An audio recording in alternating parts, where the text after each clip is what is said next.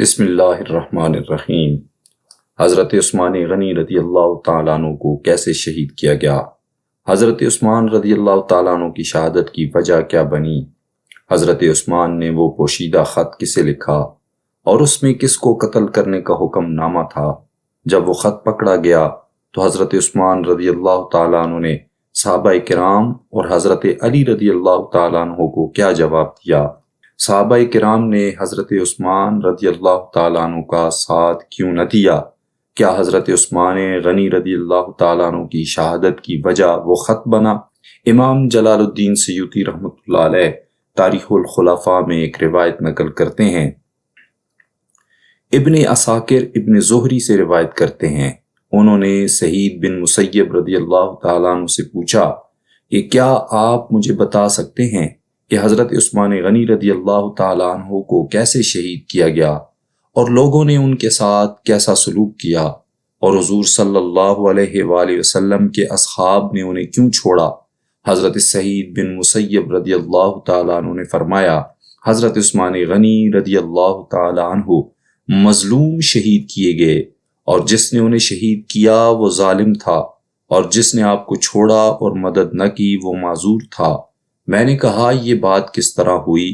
انہوں نے کہا جب حضرت عثمان غنی رضی اللہ تعالی عنہ خلیفہ ہوئے تو صحابہ کرام رضوان اللہ علیہ مجمعین سے ایک جماعت نے آپ کی خلافت کو اچھا نہ سمجھا، کیونکہ حضرت عثمان اپنی قوم کو دوست رکھتے تھے۔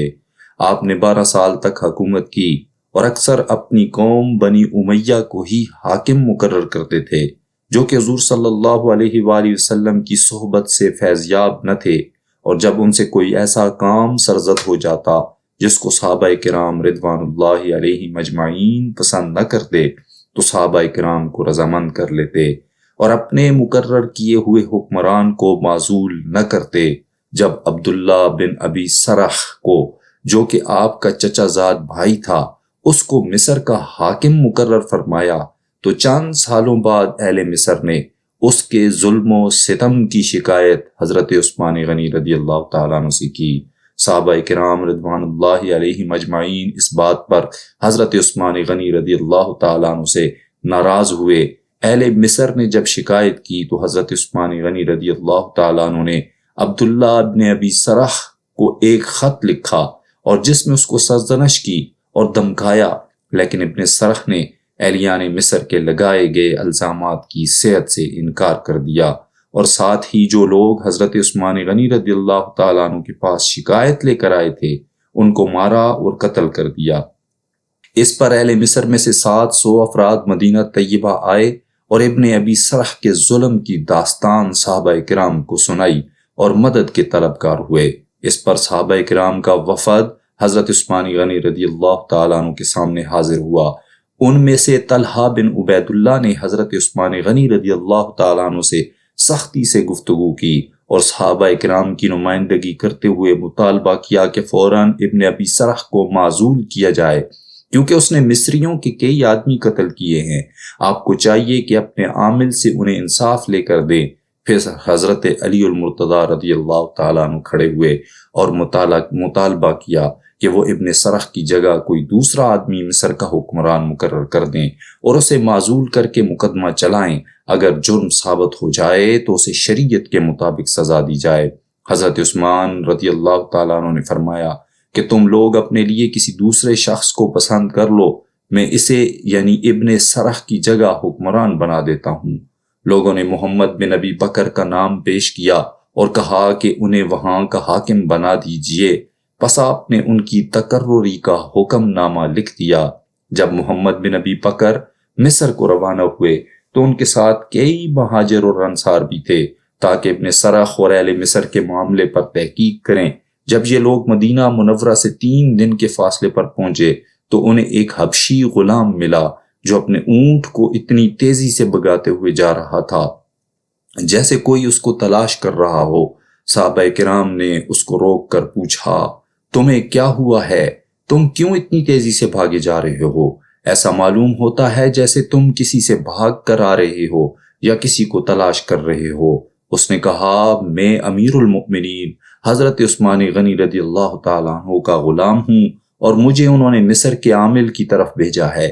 ایک آدمی نے محمد بن ابی بکر کی طرف اشارہ کر کے کہا کہ مصر کے عامل تو یہ ہیں۔ اس نے کہا میں انہیں نہیں جانتا۔ جب اس سے ذرا سختی برتی گئی تو کبھی کہتا میں امیر المومنین کا غلام ہوں اور کبھی کہتا میں مروان کا غلام ہوں۔ پھر ایک شخص نے اسے پہچان لیا اور کہا کہ یہ تو امیر المؤمنین حضرت عثمان غنی رضی اللہ تعالی عنہ کا غلام ہے۔ محمد بن ابی بکر نے اس سے پوچھا تمہیں حضرت عثمان نے کدھر بھیجا ہے؟ اس نے کہا عامل مصر کی طرف۔ پھر پوچھا حضرت عثمان نے تمہیں مصر کے عامل کی طرف کیوں بھیجا ہے؟ تو اس نے کہا حضرت عثمان غنی رضی اللہ تعالیٰ عنہ کا ایک پیغام ہے جو مصر کے عامل کو دینا ہے۔ پھر اس سے پوچھا گیا کہ تمہارے پاس کوئی خط وغیرہ ہے جس میں وہ پیغام لکھا ہوا ہو؟ تو اس نے انکار کر دیا اور کہا کہ میرے پاس کوئی خط نہیں ہے۔ جب اس کے سامان کی تلاشی لی گئی تو اس سے خط برآمد نہ ہوا، مگر اس کے پاس پانی کا ایک مشکیزہ تھا جو خشک ہو چکا تھا، اس میں کوئی چیز کھڑکھڑاتی تھی۔ جب اسے نکالنے کی کوشش کی گئی تو وہ نہ نکل سکی، تو مشکیزے کو پھاڑا گیا تو اس میں سے ایک خط نکلا جو حضرت عثمان رضی اللہ تعالیٰ عنہ کی طرف سے ابن سرخ کی طرف لکھا گیا تھا۔ محمد بن ابی بکر نے سب مہاجرین اور انصار کو جو آپ کے ساتھ تھے جمع کیا اور پھر ان کے سامنے اس خط کو کھولا۔ اس میں لکھا تھا کہ جب تیرے پاس محمد بن ابی بکر اور فلاں شخص آئے تو کسی ہیلا سے انہیں قتل کر دو اور ان کی تقرری کے فرمان کو باطل سمجھو اور اپنی ملازمت پر برقرار رہو حتیٰ کہ میں تمہیں کوئی ہدایت اس کے بارے میں بھیجوں، اور جو شخص تیرے ظلم کی شکایت لے کر میرے پاس آنا چاہتا ہو اسے قید کر دے۔ یہ خط پڑھ کر سب دنگ رہ گئے اور مدینہ طیبہ کی طرف واپسی کا پختہ ارادہ کر لیا۔ محمد بن ابی بکر نے اس خط پر چند معززین کی مہریں بھی لگوا لی اور پھر وہ خط ان میں سے ایک شخص کے حوالے کر دیا اور اسے صحابہ کرام رضوان اللہ علیہم اجمعین کے سامنے وہ خط پیش کرنے کو کہا۔ اس شخص نے حضرت طلحہ، حضرت زبیر، حضرت علی المرتضی رضوان اللہ علیہم اجمعین کے سامنے وہ خط رکھا۔ تمام صحابہ اس خط کو دیکھ کر نہایت غمگین ہوئے اور لوگوں نے حضرت عثمان رضی اللہ تعالیٰ عنہ کا محاصرہ کر لیا۔ جب حضرت علی رضی اللہ تعالیٰ عنہ نے یہ معاملہ دیکھا تو آپ نے حضرت طلحہ، حضرت زبیر، حضرت سعد اور حضرت عمار وغیرہ رضی اللہ عنہم سب بدری صحابہ کو بلوایا اور سب مل کر حضرت عثمان رضی اللہ تعالیٰ عنہ کے پاس تشریف لے گئے اور خط، غلام اور اونٹ بھی ساتھ لے گئے۔ حضرت علی نے آپ سے پوچھا کیا یہ غلام آپ کا ہے؟ آپ نے فرمایا ہاں۔ تو پھر حضرت علی رضی اللہ تعالیٰ عنہ نے دریافت کیا کیا یہ اونٹ آپ کا ہے؟ آپ نے فرمایا ہاں۔ تو پھر حضرت علی رضی اللہ تعالیٰ عنہ نے کہا کہ یہ خط آپ نے لکھا ہے؟ تو آپ نے اللہ کی قسم اٹھا کر کہا کہ نہ ہی لکھنے کا حکم میں نے دیا ہے اور نہ ہی مجھے اس کا علم ہے۔ حضرت علی رضی اللہ تعالیٰ عنہ نے کہا کہ یہ کیسے ہو سکتا ہے؟ غلام آپ کا، اونٹ آپ کا اور خط جس پر مہر بھی آپ کی ہو، کوئی لے کر جائے اور آپ کو خبر تک نہ ہو۔ حضرت عثمان رضی اللہ تعالیٰ عنہ نے قسم اٹھا کر کہا کہ نہ میں نے اس خط کو لکھا ہے، نہ اس کے لکھنے کا حکم دیا ہے اور نہ ہی اس غلام کو مصر کی طرف روانہ کیا ہے۔ صحابہ کرام کو اس حوالے سے سخت تشویش لاحق ہوئی تو اس خط کی تحقیق کرنے کا فیصلہ کیا گیا۔ تو بعد از تحقیق پتہ چلا کہ یہ خط حضرت عثمان نے نہیں بلکہ مروان کا لکھا ہوا ہے۔ لوگوں نے حضرت عثمان سے کہا کہ مروان کو ہمارے حوالے کر دیجئے، مگر آپ نے مروان کو ان کے حوالے کرنے سے انکار کر دیا، اگرچہ مروان اس وقت آپ کے گھر میں موجود تھا۔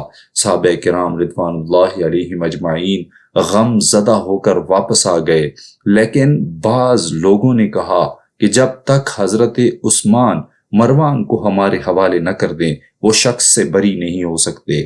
ہم مروان سے دریافت کریں گے اور اس خط کا حال پوچھیں گے کہ کس طرح وہ حضور صلی اللہ علیہ وآلہ وسلم کے صحابی کو بغیر حق کے قتل کا حکم کرتا ہے۔ اگر ثابت ہو گیا کہ وہ خط حضرت عثمان نے ہی لکھا ہے تو ہم انہیں معزول کر دیں گے۔ پس اس بات کا بہانہ بنا کر منافقین اور باغی لوگوں نے حضرت عثمان غنی رضی اللہ تعالیٰ عنہ کا گھیراؤ کر لیا، جن میں محمد بن ابی بکر بھی شامل تھے۔ سب سے پہلے حضرت عثمان غنی رضی اللہ تعالیٰ عنہ کا پانی بند کیا گیا اور بعد میں شہید کر دیا گیا۔ انا للہ و انا الیہ راجعون۔